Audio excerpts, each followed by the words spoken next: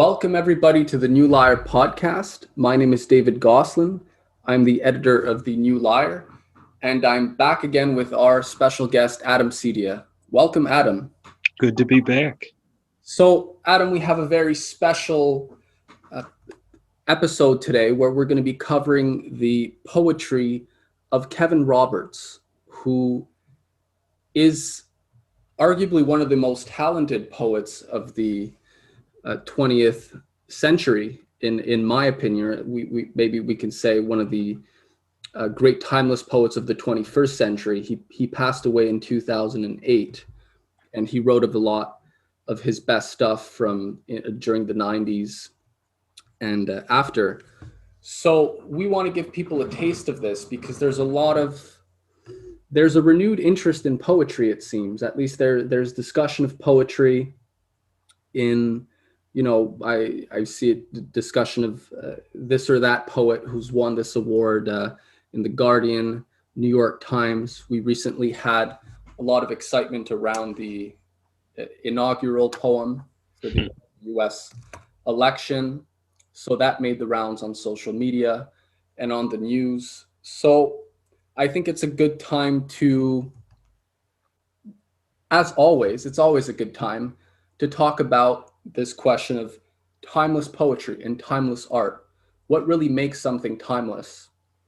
And we're going to be reading a lot of Kevin Roberts' poems today, or a few very solid poems in full. And I think it's important that people hear the magic and beauty of Kevin Roberts and get a sense of what timeless poetry can really sound like in the 21st century. And I'll just say, spoiler alert, the inaugural poem, and indeed the last four inaugural poems as well, are not timeless. Right. So we're going to have to, so I think really the only way we could take time to just sort of pick apart the poems of other writers that we think are lacking in certain poetic qualities that really define timeless poetry. But arguably the best way is to just show rather than tell. So that's what we're going to be doing today. And I actually wrote a review of Kevin Roberts' poetry for the HyperText, which is edited by another great and timeless poet, Michael Birch. And check out our previous podcast about Birch's poetry. Yes, there's your plug. Yes, we've already covered Michael Birch's poetry. We read 9 poems and unpacked them all. So now we're going to do this with Kevin Roberts, who was a collaborator of Mr. Birch and was the founder of the Romantics Quarterly, which was a literary journal that ran throughout the 90s and published a lot of exceptional stuff. And I mean, compared to what we see in the New York Times, The Guardian, and all these poets getting, the T.S. Eliot Award, the this and that award. There's a couple of these big ones. I mean, some of them win a lot of money. And yet I don't think somebody like Kevin Roberts, as we'll see, I think he had more talent in his pinky than a lot of these so-called modern and contemporary poets. So just to give an excerpt of this review that we did of his collection of poems, which is entitled Fatal Women. People can find this on the HyperText, the book review of Fatal Women by Kevin Roberts. So the review begins: the poems of Kevin Roberts are indeed an anomaly among the sea of modernist, formalist, and contemporary verses that have proliferated throughout the literary world of the 20th and 21st centuries. The poetry of Kevin Roberts is indeed a stupendous exception from the avalanche of dross that we have grown so accustomed to over the recent decades. Upon reading Fatal Women, the reader will immediately be struck by something that feels and sounds very much like his or her own English vernacular. And yet, each poem seems to be permeated by a strange and enchanting quality, a quality that one has perhaps never experienced before in quite the same way. Indeed, we discover that our own English has been newly adapted to the timeless classical forms that have shaped the sound and music of the greatest bards throughout the history of English poetry. Roberts has not bent to the populist demands of 20th century critics. He has not been swayed by any of the contemporary zeitgeists who have weighed down so many of the other aspiring poets with the monkey see, monkey do arguments foisted on poets by serious publishers, quote unquote, serious publishers. Instead of seeking to meet the standards espoused by an entrenched system of vapid university English departments for over 4 decades, Roberts excused the maxims of 20th century modernism. He balks at the innovations of contemporary free verse. And he altogether feels no need for a postmodernist dance to be performed over his works in order to garner blessings from the literary authorities of his age. Indeed, the fact that Roberts is not already a household name attests to the poverty and failure of the literary authorities. Kevin Roberts adheres to the timeless standards that have characterized all great English poetry across the centuries, and he applies those principles to our own English vernacular. In doing so, he shows the world why English is one of the leading poetical languages, thriving still to this very day. So that was just the opening of a review that I did of Roberts's poetry, where we sample a lot of his poems. So with that said, I don't know if you have anything you'd like to add, Adam, and then we can... Well, yeah, before we jump into the poems, I think what's helpful in reading these is Robert's own statement, and I'm not sure the level to which he was serious about this, is that he was the reincarnation of Algernon Charles Swinburne. And if you know anything about Swinburne, he was one of the key English language symbolist poets of the late 19th century, what we would call the late Victorian era. And symbolism was, of course, a school that originated in France. Baudelaire, Verlaine, Rimbaud, poets who are considered in that school. And symbolism, rather than having a philosophic, has a mystic or quasi-religious outlook in its poetry, and not in the sense of Yeats, where there's this secret language you have to decode. It sees universal symbols in the subject of its poetry, and the role of the femme fatale or the eternal feminine plays a key and central role in a lot of symbolist works. So that gives you, Robert's own statement gives you that lens through which to view his poetry. So I would just say, in reading these, having that background will add a whole new level of understanding and appreciation to these poems. Yeah. They're just well-crafted works of art in themselves. Definitely. So without further ado, why don't we open up the exploration of Roberts's poems with a poem called Christine. And I think people will start to see, even with the first poem, the approach, which is quite original. So this is Christine, and we can just talk about it after. No longer light, but not yet dark, we stand here in some space between and listen to a meadowlark. Last year she sang so sweet and keen for us, Christine. Here amid the fading flowers, we think of things that shall not be. Christine, can you recall the hours when I was you and you were me, beside the sea?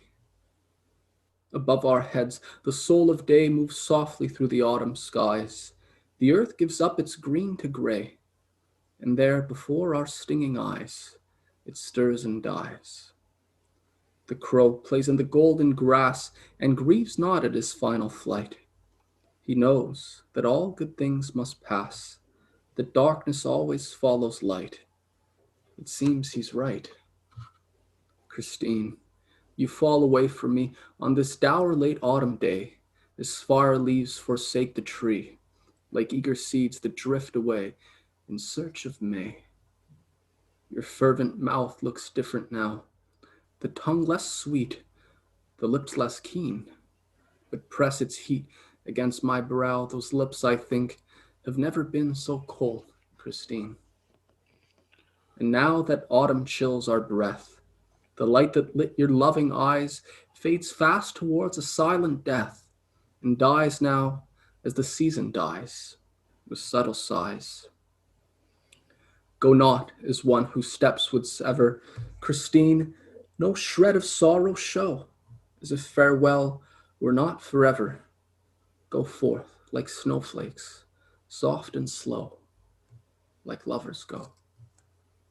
Withhold the tears that you would weep, and with a smile avert your face, as though you've turned aside to sleep, and soon will wake to claim your place in my embrace. Your leaving shall not be the last.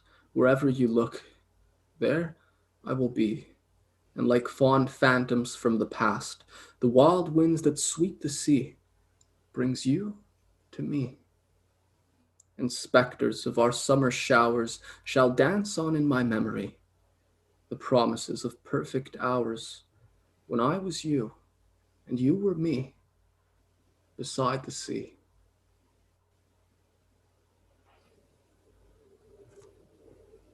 So that's stunning. Wow. That's right away, thing about how beautifully do these poems read, right? There's no, we don't need to do any special effects or find any sort of artificial device to perform them. You know, you don't need to see my hands move or any of that. In fact, the idea is to, as much as possible, get everything out of the way so that we can just sort of let the poem flow of its own and hear its musicality and have that sort of take us over. And one thing I think that's remarkable is the language is at once stunningly beautiful and at the same time perfectly natural. There's no artifice, there's no cuteness. It's a straight out how we would speak correct English today. There's no archaism, none of that. Yet it sounds so lush and beautiful. This is what good poetic craft is. Yeah, and he's adapted the timeless classical forms that have, shaped and defined the poetry of the greatest poets across history, right, from all different cultures, whether it's the, Chinese classical poets, the classical Arabic poets, the Italians, Dante, Petrarch, the Keats, Shakespeare. We have the same kind of forms, the same kind of timeless forms, only adapted to our own modern English. And so this is proof that it can be done. I feel this is why this is so powerful. It's proof that it can be done today, and we don't have to, have recourse to all sorts of artificial or, stylistic gimmicks and sort of novel, and just trying to create novel effects with language, looking for new ways to do that, new novel word combinations and all that. That's not what this is about. This is about actually communicating something beyond the lines, right? Which is not actually definable in any literal terms, but yet is completely objectively knowable as a poetical idea, right? And as music almost, in the same way that a musical idea is something that one can detect as a coherent whole, as a one among the many notes and passages and turns. And that's where the structure of the poem comes in too. This is up as each stanza is a quatrain with a fifth line in dimeter or dimeter that punctuates the stanza. It's not a rondeau, but it resembles one in that you have that short line that punctuates the stanza and really adds a sense of introspection and mournfulness that you wouldn't get had you just had straight quatrains all the way through. Right. Yes. I mean, tension. There's a great amount of tension, and it's very much like a musical tension, right? It's an idea. There's the tension comes from the fact that there's an idea, and this final fifth short line helps sort of pack there's a great density there. And again, he's Christine, right? He keeps repeating the name, but as the name comes back, we're finding out more about this paradoxical. He's adding new layers of paradoxes to this fatal woman, Christine, and it's in how he relates to that. Right, there's a whole development around that, and that's what's so fascinating. It just gets richer and more ironical as it goes. Yes, and I think the very first of all, you have a nice reflection between the death of nature and the death of Christine, the subject.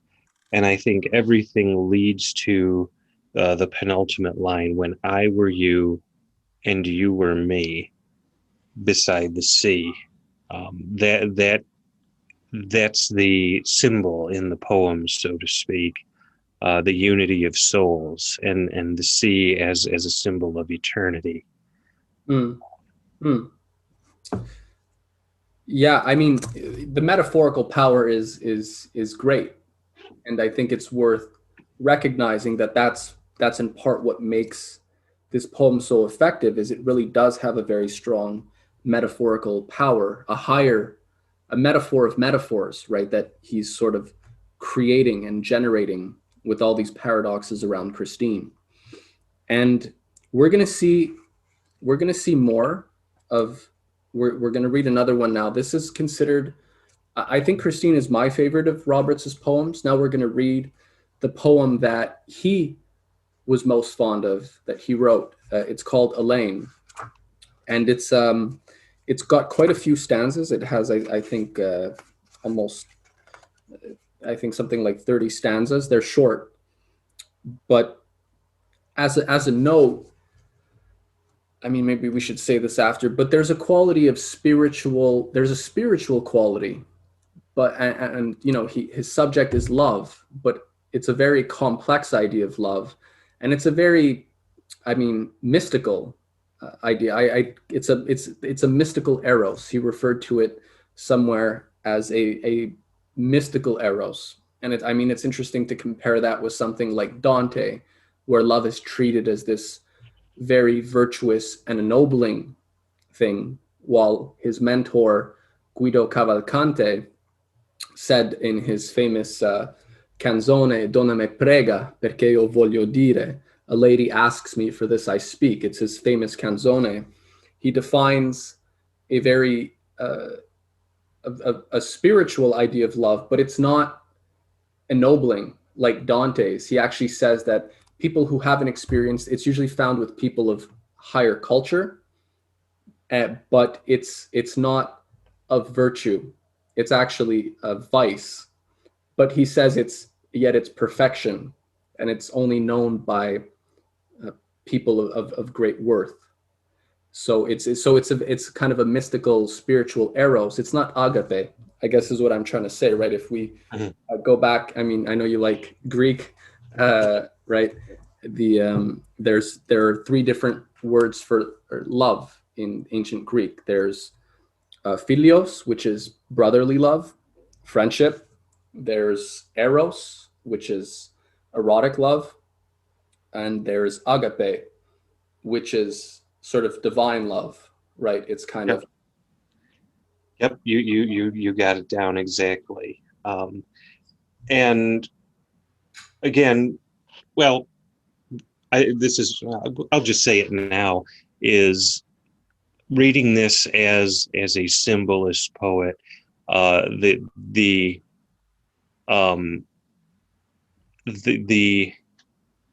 sinful woman as an object of love is a central theme to that school of poetry.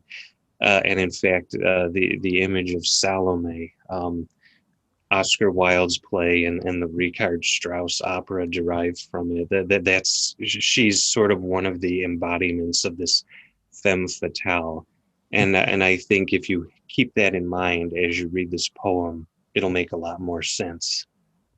Right. But I mean, I don't want to go on too much, but we'll keep this as a question. I mean, from a more, I can hear like a more sort of moralist, or, sort of poetry should sort of have these, virtuous qualities. What is the effect of these subjects on the speaker? Are they really good with a capital G, or are they virtuous? What are they exactly? And yet, so we could say, okay, they seem pretty problematic, but there's something very uplifting about this. And I think this comes to the question of what the real nature of poetry is, regardless of the subject.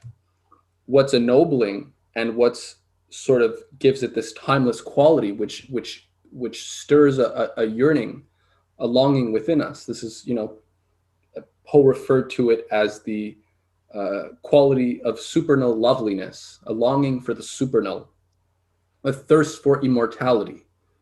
And this comes across. And this is why I think these poems are so powerful. So let's hear something pretty stunning and original. It's called Allayne. Enough of us talking. Let's Kevin Roberts. Let's listen to Kevin Roberts. So I'm going to.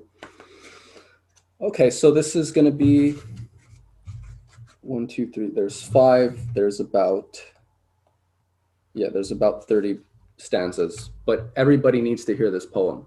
So I guess that's probably the best way to look at it. You can't abridge this. We need to hear it. So here we go. This is Allayne. Roberts' favorite poem. The dawn of day is drawing near. Would that explain why I should wake and find you here, my lost Allayne? I see you wear the look of saints, the face you feign. Hide the hungry beast that waits to strike, Allayne. But parted lips betray the thirst you can't restrain, and kissing them would make them burst and bleed, Allayne. So relish now the single kiss real love has lain, and when you die, remember this in hell, Allayne. To love you was my single sin. Could I abstain? Fair flesh has felled far better men than I, Allayne. Your perfect mouth was made to please and bring me pain, with brazen teeth that taunt and tease my soul, Allayne. That I should chasten you by the rod of God's ordain. What breed of fierce infernal god forged you, Allayne? What sort of strange sadistic spawn, what brand of bane made you a dark, delicious pawn of death, Allayne? When you were born, the devil swore he would obtain your body and the soul it bore with shame, Allayne. Your Lord's perversely pulsing heart was torn in twain, that he might place the blackest part in you, Allayne. But when he tore you from the womb, did you complain? Or did you like his torrid tomb much more, Allayne? He filled you with each kind of curse you could contain, and left you with a lust far worse than his, Allayne. Henceforth you were his cherished prize and chatelaine. You rule his world of grim demise with glee, Allayne. You hold his horde of fiends in thrall. A queen you reign, and walk in shadows where they fall by night, Allayne. And though you hate me for it, yet I still maintain I love you, that you would forget I lived, Allayne. A sweet and subtly scented sea, your splendid mane excites my soul, enticing me to drown, Allayne. Your shameless cryptic shoulders curve is half profane. It shifts with fire in every nerve that burns, Allayne. But of your charms that mesmerize and seek to chain, your brilliant black voracious eyes are best, Allayne. They seethe with all the eager slaves your love has slain. You sent them gladly to their graves alone, Allayne. The pressure of your piercing teeth would prick the vein and draw the flood that flows beneath the flesh, Allayne. The fragments of their fleeting lives would rush and rain to feed the fiendish life that thrives in you, Allayne. You flourish by the fevered lips and life you drain. With lusty sighs and hungry sips you drink, Allayne. You seem a vile and venom thing, and less than sane. Your kiss so like a serpent's sting can kill, Allayne. The poison in that brutal kiss now racks my brain and sends my blood to mortal bliss in you, Allayne. Against your scarlet silken dress, the nipples strain and raise to meet the hard caress you crave, Allayne. But you could never stoop to love, nor would you deign to hold a mortal man above yourself, Allayne. Your only longing is for death and things arcane. Your breathing is the tainted breath of tombs, Allayne. Destroying me will be the cost, and what you gain is freedom from the soul you lost long since, Allayne. But when I'm gone, will you forget or entertain the passions you could not permit to grow, Allayne? I've one last wish, but would my wishing be in vain? Just once I'd hear the hateful thing you hide, Allayne.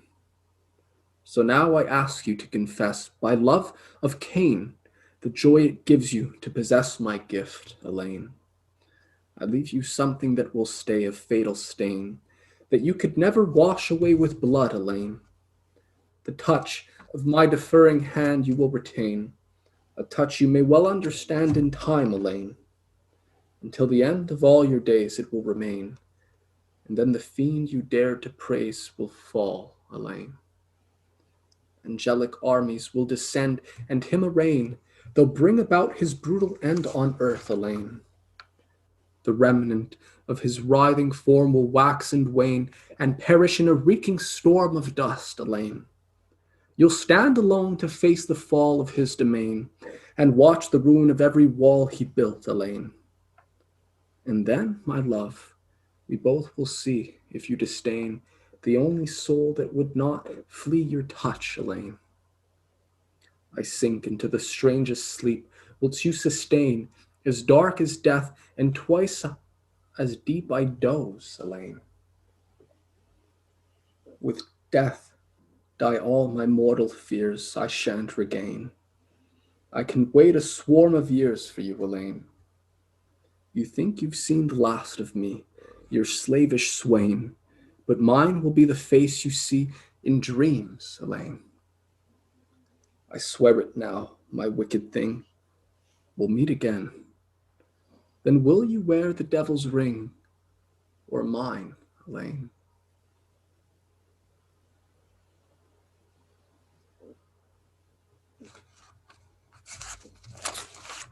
So that's something. It is quite something. Speechless. Um, it leaves you speechless. It does, and its power is really in its content. But I do want to say a word about craftsmanship first. One of the most stunning things about this poem is every one of the 30 or so stanzas ends with Allayne, and its second line has a word that's a perfect rhyme with Allayne, and it carries this throughout the entire long poem without sounding strained. That's a word. Strain rhymes with Allayne too, I guess. But it doesn't sound strained, and I think that's a really masterful stroke, is carrying that entire rhyme all the way through and making it sound so natural. Right. And I mean, there's just a thing to say about, okay, yeah, people, there's all this talk in contemporary verse, free verse, the sort of constraining quality of rhyme. But I mean, Robert shows that it's only constraining if you don't really know how to do it. Because when you can do it, you're able to communicate and convey something that goes beyond the lines, beyond any sort of literal interpretation. And I mean, it forces a great originality, right? If he didn't have this rhyme, would he have come up with all these breathtaking lines? Part of what made it possible was that he was working within certain boundaries, and that forced the generation of these breathtaking lines that would have never likely been written had this just been a free verse poem, because there would have been nothing sort of forcing or compelling their creation. Well, exactly, and the whole point of rhyme is to be constraining, but the constraint allows you to make it allows for use of technique to make something that is expressive under those constraints, under those self-imposed constraints, is where the art lies. It takes a lot more technique to write word choice limited than it does just to string out prose. That's why poetry has always been regarded as a higher form than prose. And then there's the issue of musicality. The rhyme is musical, and it has a definite pace and rhythm to it when you read it with the rhyme. Try setting an Ezra Pound canto to music. That might be a good challenge someday, but you can't do that. This has a flow and a feel, and you can even get a sense that the constant rhyme of Allayne would allow. It's almost a mnemonic device that would allow this to be memorized, which is really how the earliest poetry was performed. Mm-hmm. Yeah, yeah.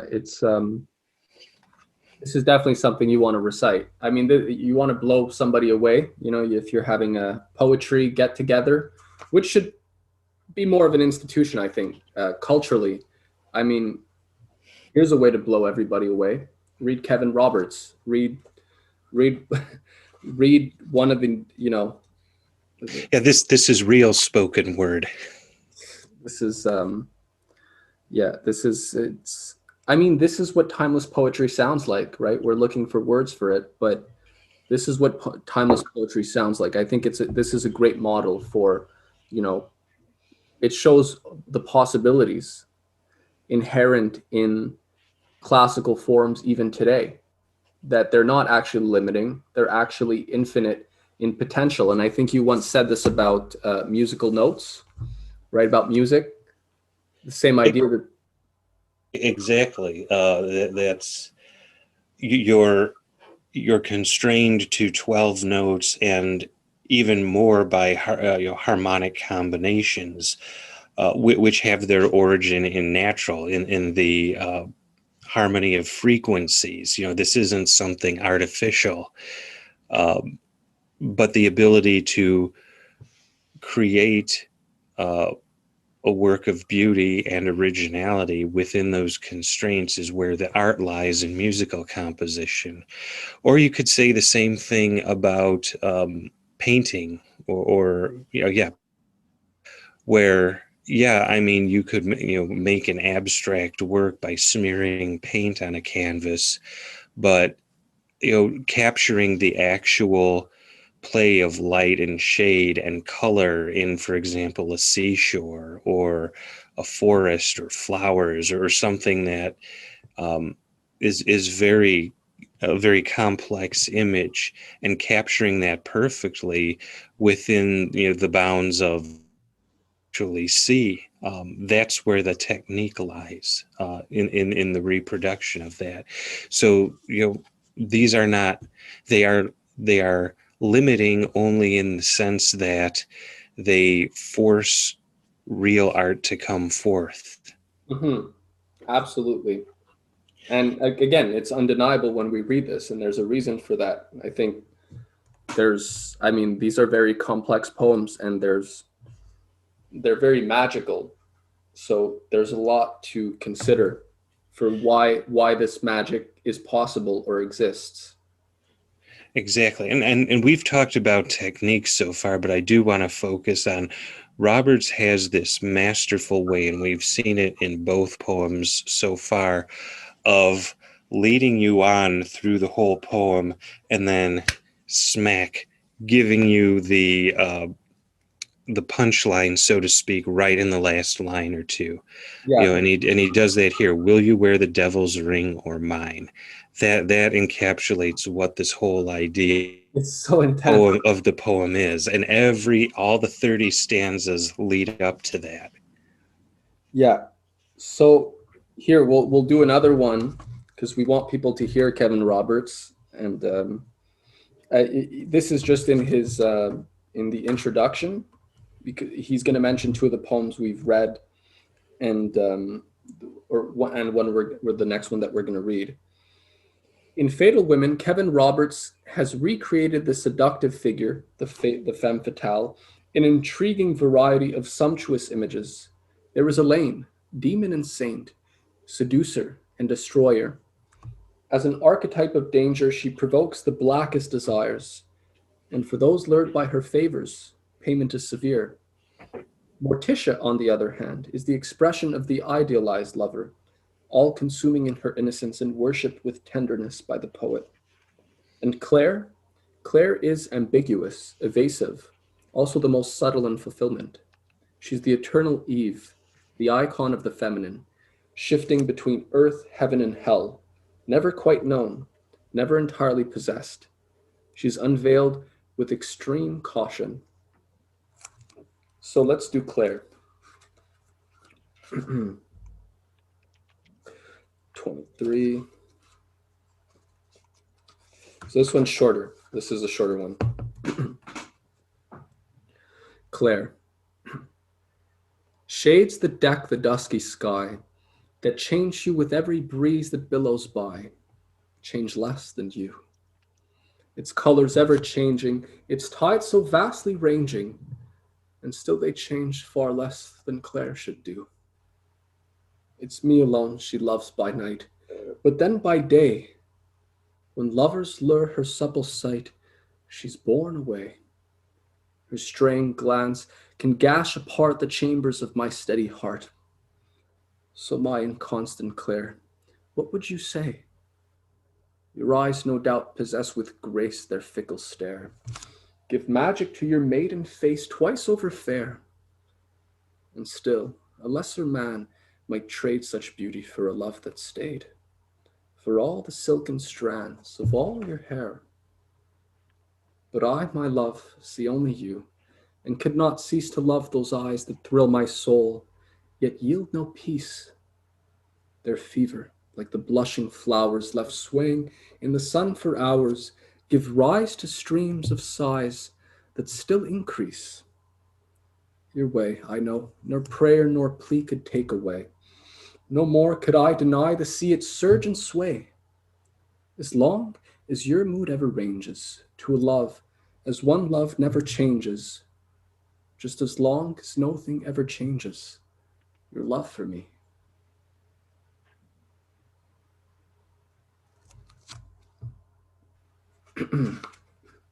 Again, he did it again.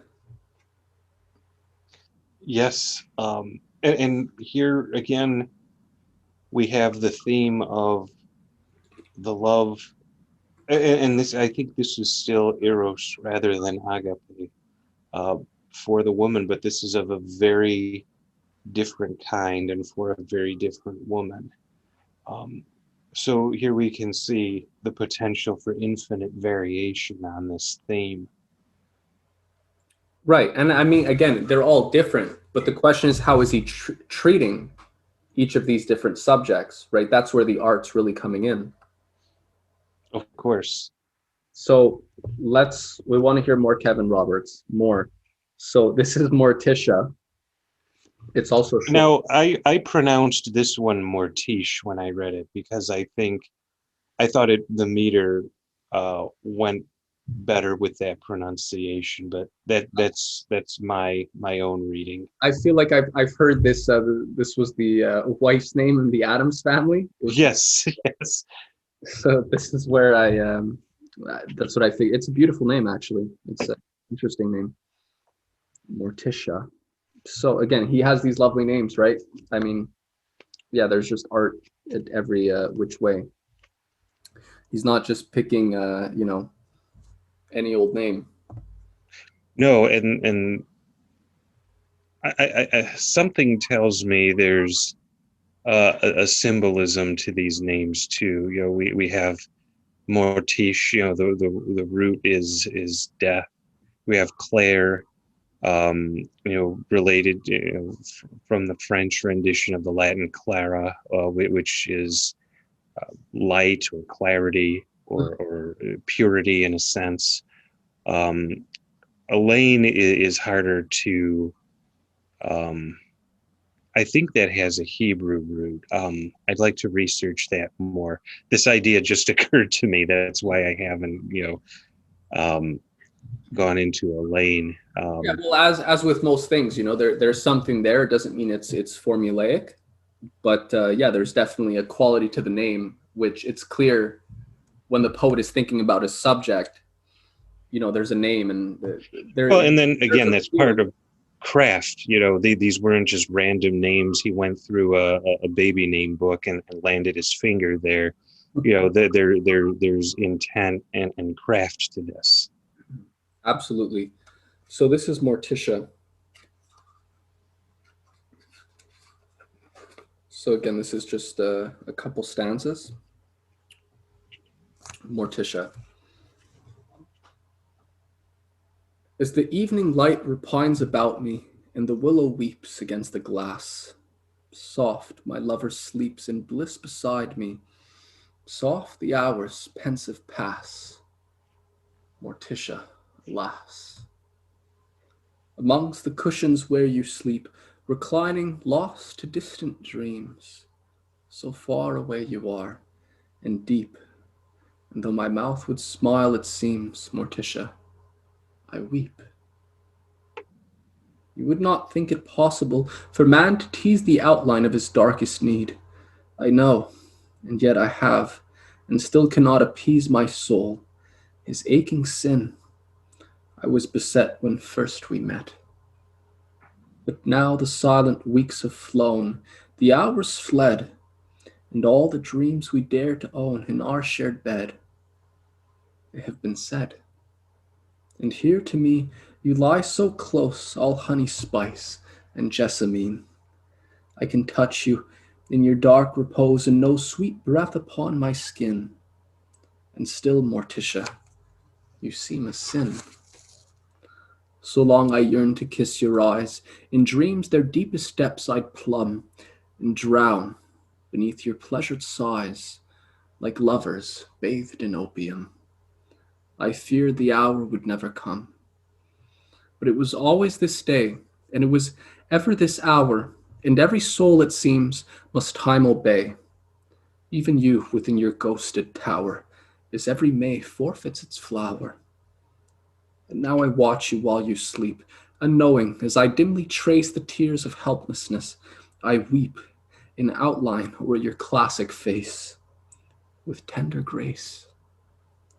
For now, my love, our path is set. Submit I must and bow to fate, and smile and laugh, and thus forget. And pray you do not wake too late. Morticia, I wait.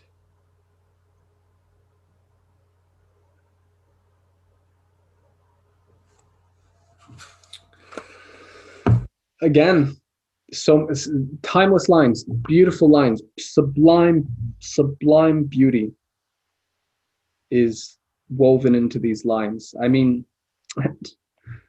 yeah, there's a virtuosity here, which I mean, sometimes okay, some poems have very lofty ideas and they're treated very nobly and beautifully, and it's very inspiring and uplifting, and nobody can deny that. I mean, if we read a Dante Canzone, or if we read a Keats odes, a Keats ode, um, at least some of them are. I mean, Ode on a Grecian Urn is kind of the pinnacle of, I mean, poetic expression in many ways. But some of these lines, where is it? And here to me you lie so close, all honey spice and jessamine. I love that. I mean, those he and there's also these punctuated again. The fifth line, Morticia, alas, Morticia, I weep. When we first met, when reciting these, right, one has to slow down when they get to that fifth line because everything is sort of being condensed, and that has to come across. They have been said, Morticia, I wait. With tender grace, it's very artful, right? It speaks to something deep within us. And it's curious. There's a little variation and some freedom with the structure of the stanzas. But we have in the, let's see, would be the fifth, sixth, and seventh stanzas, that last line disappears, but then it returns in the final two. And I think again we have the structure reflecting the ideas. Here we have sort of a backing away from a slight backing away from the mourning of the poem, but then we return to that at the end, and then that short line comes back and punctuates the final two stanzas. I think that's a really subtle stroke there, a subtle master stroke that shows a confidence and a mastery with the form he chose. Yeah, absolutely. I mean, all these poems are worth studying for all these different poetic elements. Um, as far as right in terms of defining why these poems work, because in some ways, okay, there's a sinful and erotic quality to these poems. So I mean, is that really the most moving poetry? But but if we see the way he treats it, these things always remain out of reach. And it's the fact that they're sort of out of reach, that there's something uh, supernal about them, something beyond beyond our mortal reach. And so there's a quality of longing, of yearning for something eternal. I mean, this idea of longing, there's many different ways in poetry. It's interesting. There's two poems. One, Schiller wrote a poem entitled Longing, and Goethe entitled poem Longing, and they're about two completely different things. Schiller's ends only in English, I mean, it's a translation, only magic carries a man to that magic wonderland. And it's all about reaching for the heavenly. And in Goethe's famous little poem, Sehnsucht, Longing, um, only he, uh, uh, in English, in German, it's, God,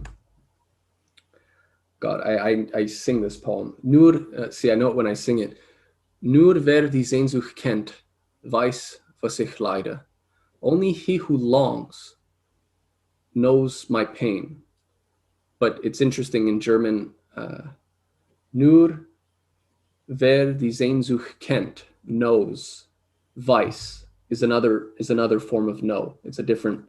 Only he who. Yeah, kennen is more along the lines of to be familiar with, whereas wissen, which conjugated as weiß, is to know in the sense of to be aware of a fact. Right.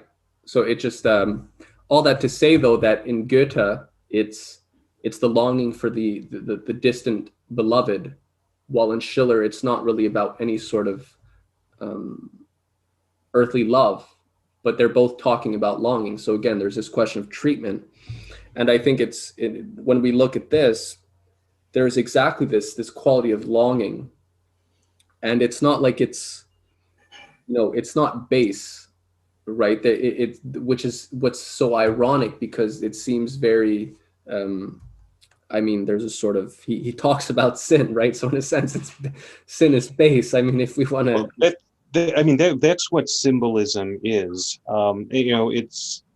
It's addressing a woman in erotic terms, but something he scribbled on a napkin to some chick he picked up in a bar. The woman, and I would venture to say these are not real women, these are idealizations. The woman is representative of an ideal, of an idea, right. and that's what imbues them with a deeper meaning, number one, and then a timelessness, number two. It transcends the physical woman being addressed, even if she's fictitious, and addresses what she represents. And each of the three women addressed in these poems represents a different idea. Yeah. And I mean, okay, it's interesting because, okay, I can hear a million of these contemporary verses, contemporary poems, which it's basically, it's this, but without the spiritual quality, right? So it's just a, one night stand. They're describing the, all the attributes of the lover, whatever they want to, it's always like should, like, what were you feeling, right? Then just describe your feelings. And but it doesn't have any of this timeless quality.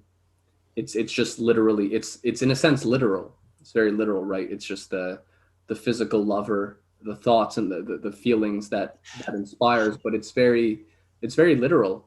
Well, and in that sense, it's very narcissistic. It's navel gazing. This is what I feel, with this romantic encounter. It doesn't, it doesn't speak to why should a reader, care about this? Mhm. What does this represent in terms that, you know, are after your place and time and experience have become irrelevant, what meaning does it have? Yeah. So I think we'll read one more, and a short one. This is a rondel. You want to say something about a rondel? Um, Uh, it's yes, French. let me. Uh, is this the one that begins "Our time has passed"? Yeah. Okay. Is now. Oh, let me grab my reference book because I don't want to get this wrong. I can't remember if Swinburne came up with the rondel or the rondelay. I mean, the rondel sounds French to me. Um, And yeah, all, but it was developed from a medieval French form. There was the rondeau is one of these. There's a roundel, a rondel. No, that Swinburne developed. So there's a bunch of related forms. The rondeau, the rondel, the roundel, and the rondelay, all of which derive from French medieval love poetry. Swinburne, who is Roberts's ideal poet, so to speak, developed the roundel from this form, and it's very closely related to the rondel. I think its rhyme scheme is less strict to accommodate the lack of, or the paucity of rhyming words in English, but this is what we call a closed form poem, and it's like a sonnet or a villanelle, in that there's a limited number of lines with a definite rhyme scheme. And the roundels, they're generally love poems, but in most cases of good poetry or master rondels, there's uh, a deeper meaning to the expression of love in it. Mhm. Um, does that give you enough? Yeah. That's thank you for the background. So this one, in a sense, it's very simple. I think it'll be a nice contrast to what we read before. I mean, it's number one, it's only two stanzas, but the development and theme are also, they're just sort of laid out in a very simple but a very beautiful way. So, Rondel, our time has passed on swift and careless feet, with sighs and smiles and songs both sad and sweet. Our perfect hours have grown and gone so fast, and these are things we never can repeat, that we might plead and pray that it would last. Our time has passed, like shreds of mist entangled in a tree, like surf and sea foam on a foaming sea. Like all good things we know can never last, too soon we'll see the end of you and me. Despite the days and dreams that we amassed, our time has passed.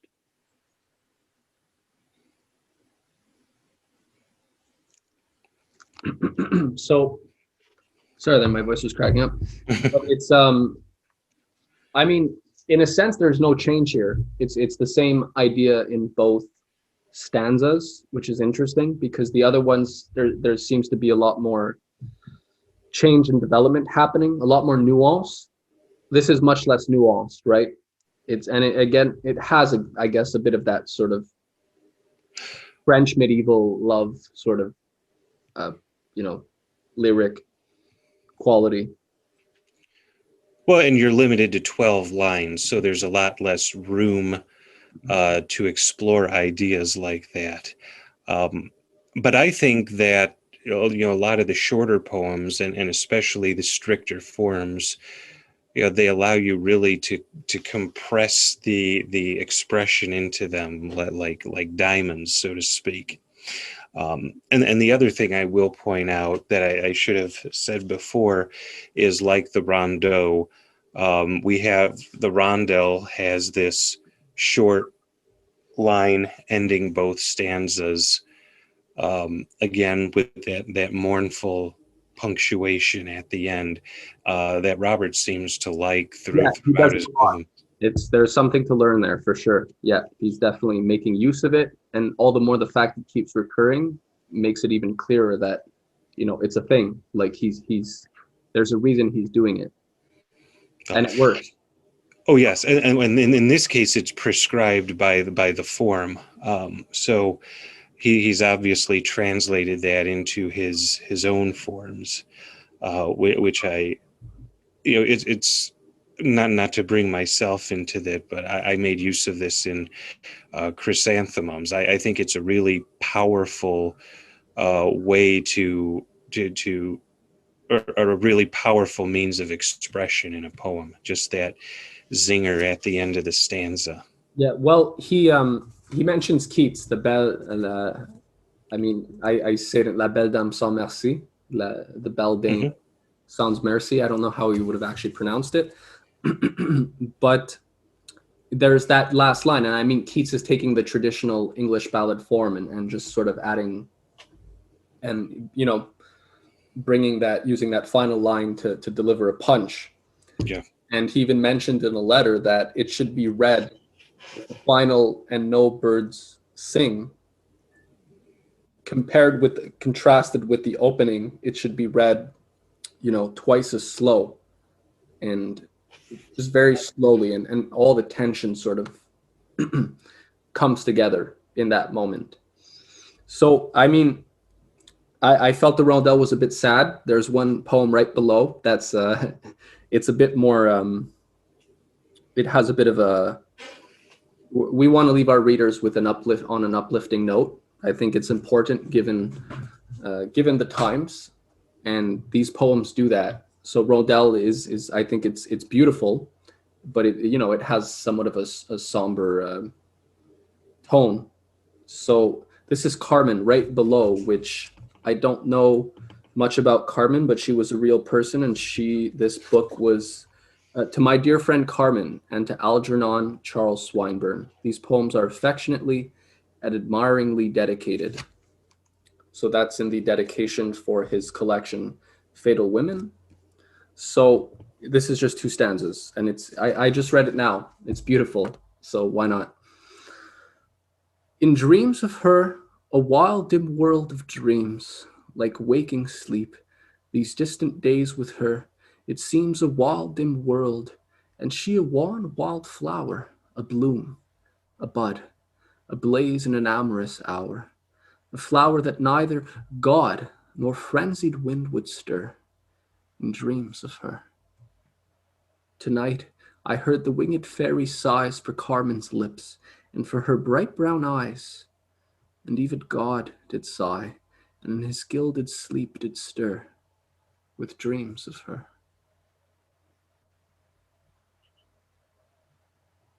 So that's beautiful.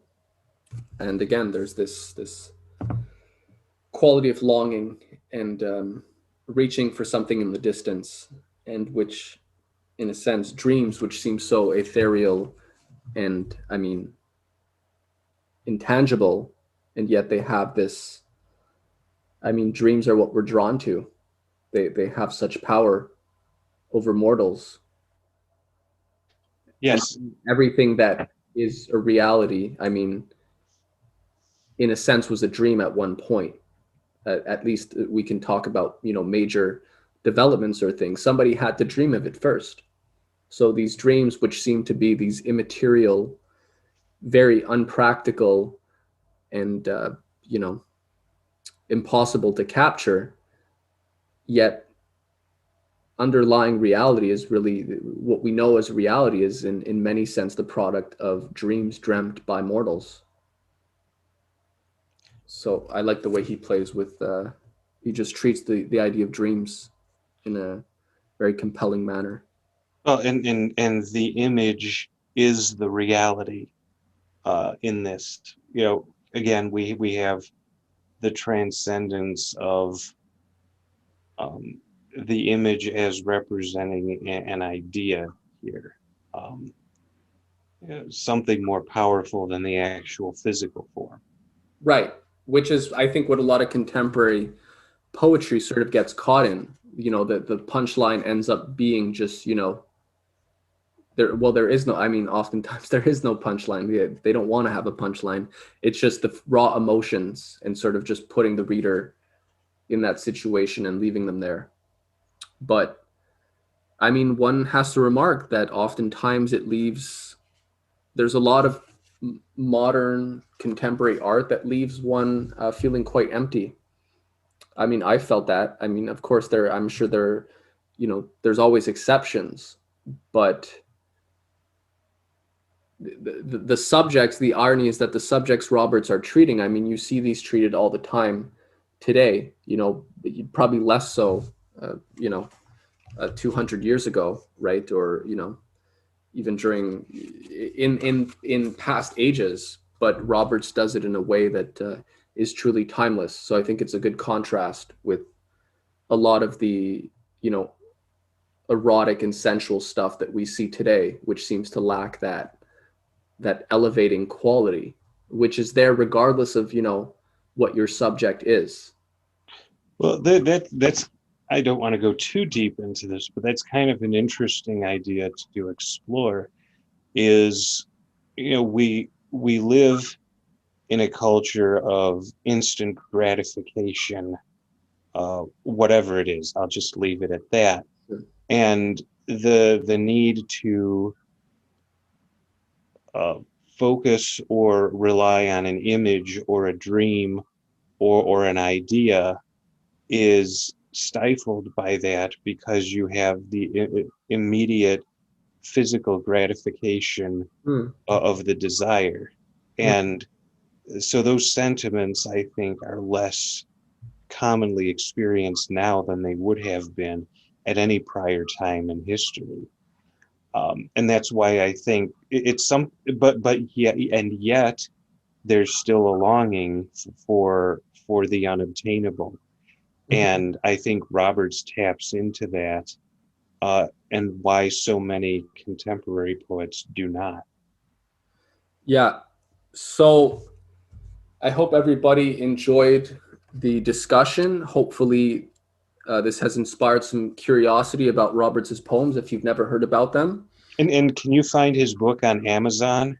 Yeah, his book is called Fatal Women by Kevin Nicholas Roberts. And yeah, just people can look it up. It's available on Amazon. That's where I bought it. And before we conclude, I would just like to say, as was mentioned in the introduction, Mr. Roberts is no longer with us. Right. So it's up to us to keep his poetry alive and get his name out there and promote his work, which I really think needs to be better known and more widely read. It's masterful stuff, and it's a tragedy that he was taken from us at such a young age. Absolutely. I think this should be discussed in every English literature department in every university in the English speaking world. This is a contribution to a timeless tradition. And I think now more than ever, I mean, I think people are hungry for this kind of thing. They're longing for this kind of beauty, this kind of transcendent beauty. So I would recommend that everybody go get themselves a copy of Fatal Women. And we'll be back next week to talk about more timeless poetry. So thank you, everybody, for listening. And thank you, Adam, for joining us. Well, thank you for having me. It's always a Thank you.